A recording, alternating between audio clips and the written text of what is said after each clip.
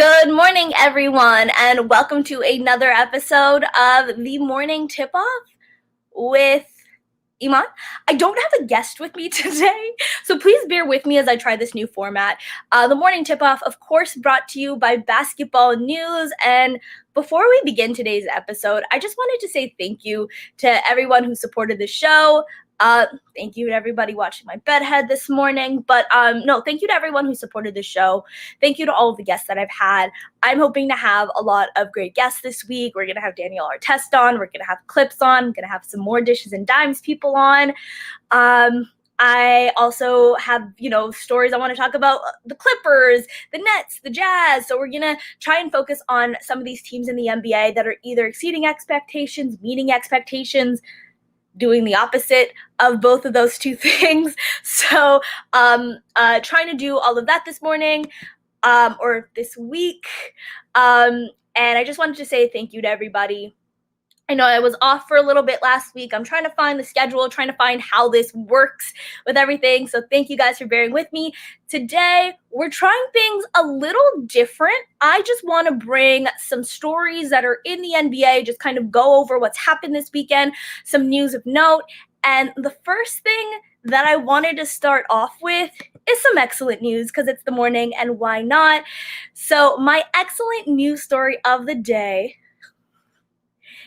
is about Delonte West. I just wanted to share this because so often we see videos of these players, we see videos of stars as a whole, celebrities as a whole, in their lowest moments, and those go viral. And it's a lot of memes about it, it's a lot of jokes about it, and it's like that sucks. As a society, we suck that we do things like that. And just hearing, I'm not going to call it a happy ending, but just like hearing progress in his story, it has just made my morning, and I wanted to share it with you guys. So Delonte West has found a job at the rehab facility that he had previously attended.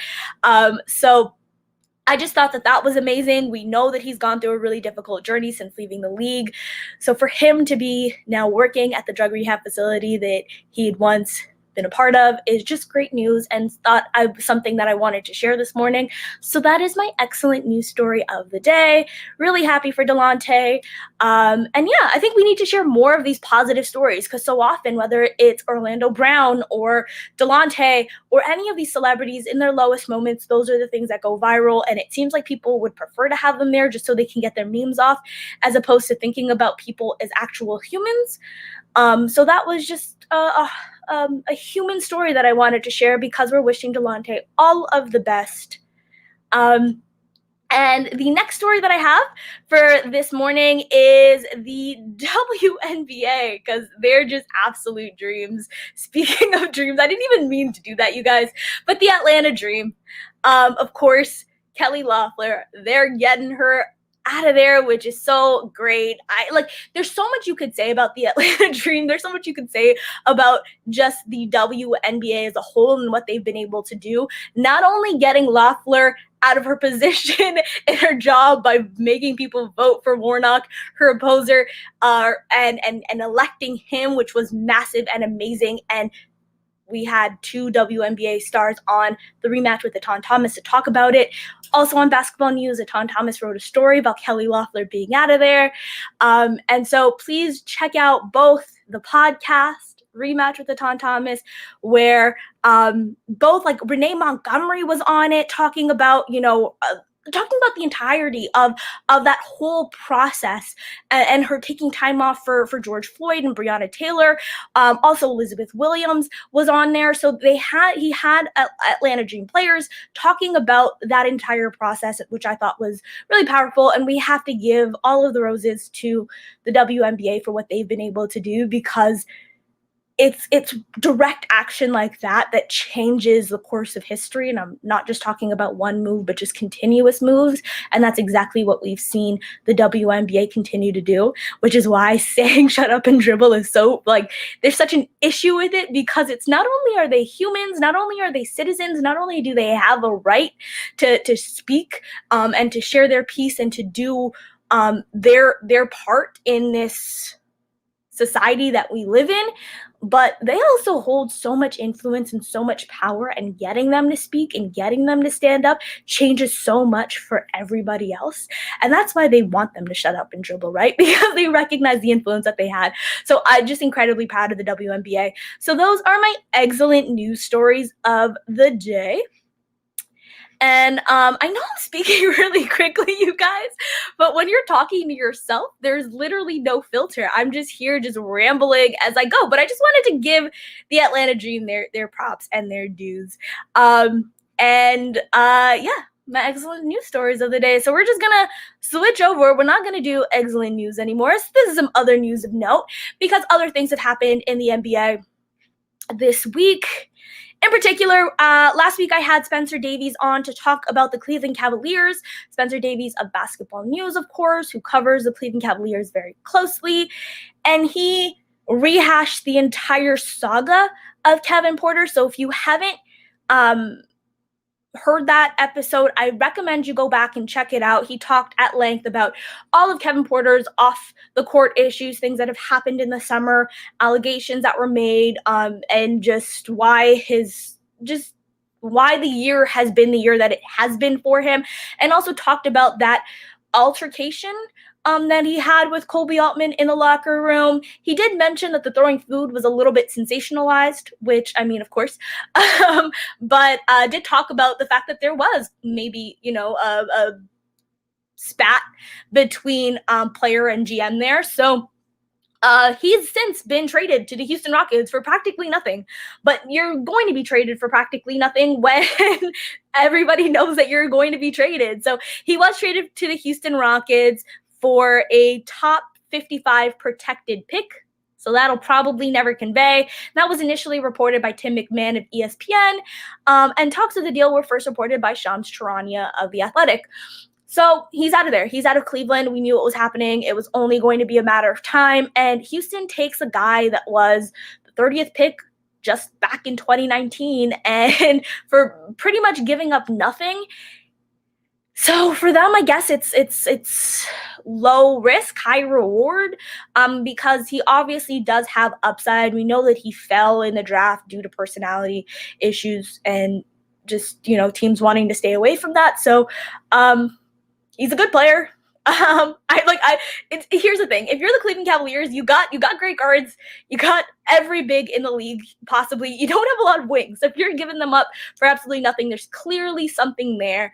So I hope Kevin Porter Jr. finds his way. I hope Houston works for him. I hope it's a good fit on and off the court for him. And you wish players like this nothing but the best. And I think, because I've been so vocal on the Terrence Davis issues with the Toronto Raptors in particular, that it comes off as if you don't wish these people, because they're people at the end of the day and they're young guys, all the best. And you do. I do at all times. I just think that there needs to be consequences for people's actions. And, you want people to atone for the mistakes that they make, and you want growth after that. So I don't know. That's kind of, that's where I'm at with it. Yeah. All the best for Kevin Porter Jr. and all the best for Peyton Pritchard, who sprained his MCL, and he'll be out for 2 weeks. He sprained his MCL on the Celtics loss to the Philadelphia 76ers. He'll be out for 2 weeks. And Peyton Pritchard, for those of you guys who don't know, has been just shooting lights out for the Celtics. He's been like a really nice bright spot. I think people just turn the Celtics games on and are like, well, who's this guy? And then he just goes off and you're like, oh, okay, that's who that guy is. He just lights up teams from deep. He's really fun to watch. I can tell that he's going to be a fan favorite, not for the obvious reasons in Boston, but for just his play on the court as well. He's a lot of fun, and wishing him all the best. So let's take a look at this.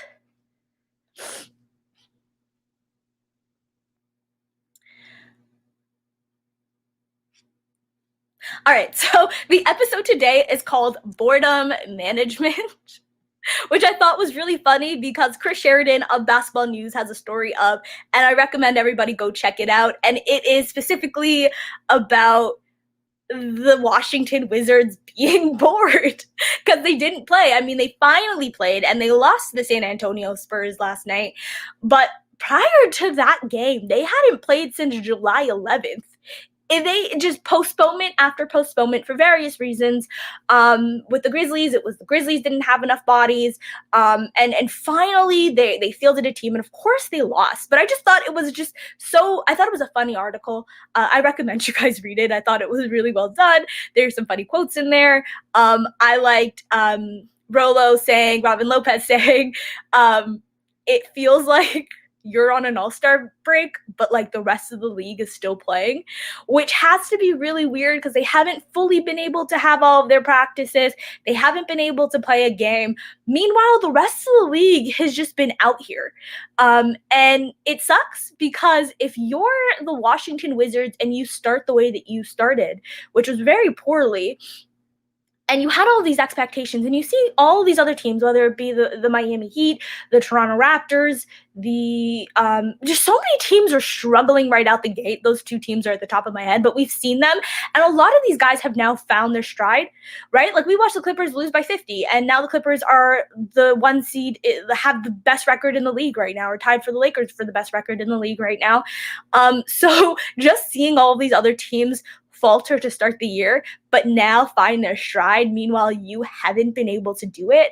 And you may think that what team am I talking about? The Wizards would have never been able to do it, but I don't think that that's where they're coming from, right? Like they're probably looking at it as like, we haven't been able to hit our stride, whereas all these other teams have been, and it sucks. And I don't know, I'm going to be honest, I don't know how the league is going to slot in all of these missed games for these teams. I know that they've built it in to the back end of the season. I know where generally an all-star break would happen, they're going to find ways to slot games in.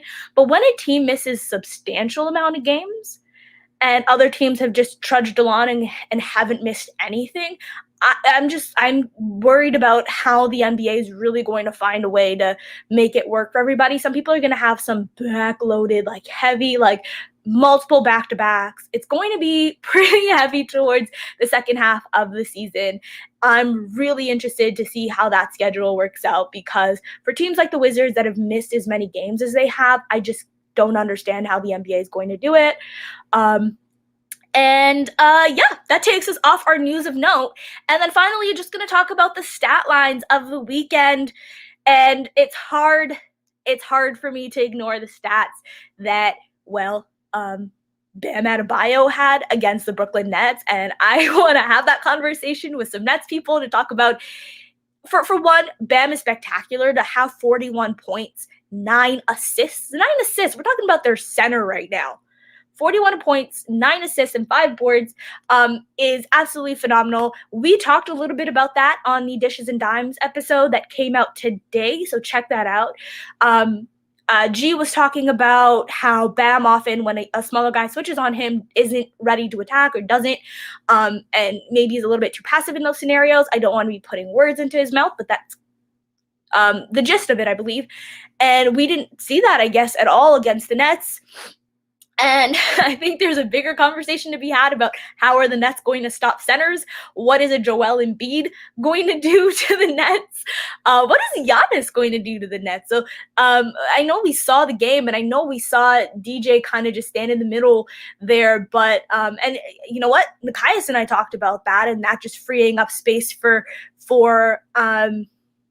Chris Middleton to just take as many shots from the elbow as he wants, using Giannis as a screener. But I also think that, like, I don't know that in a playoff series that's going to be the formula that works for you to stop Giannis. So I think it's going to be really, really interesting to see what the Nets do. Are there moves that they're going to make? There's been a lot of talk, a lot of chatter about possibly a JaVale McGee.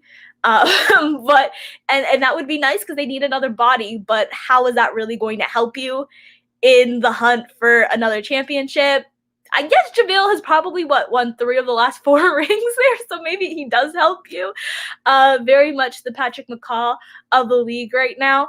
But I thought that was that's one stat line that I would like to highlight. But yesterday's stat line, Jaylen Brown, bro. Jaylen Brown had 33 points on 13 of 20 shooting. He had 3 threes, so it wasn't like he went off for threes. He got to the line 4 times. So it wasn't like he just, got bailed out by refs a ton and was just shooting a bunch of free throws. And I know you're thinking, okay, 33 points, and he did that in 19 minutes. 33 points in 19 minutes, which Keith Smith, NBA, on Twitter, confirmed that, yeah, Jaylen Brown's 33 points are the most a player has ever scored in less than 20 minutes in NBA history. So for that, Jaylen Brown, you're making history here. You're going to be my stat line of the night, because that to me is amazing. Seeing 33 points, you're like, all right, he had a great game. Seeing that he did that in 20 minutes, I was like, what? So shout outs to you, Jaylen Brown. And shout outs to everybody who stayed through and watched this entire segment. Thanks, guys. Peace.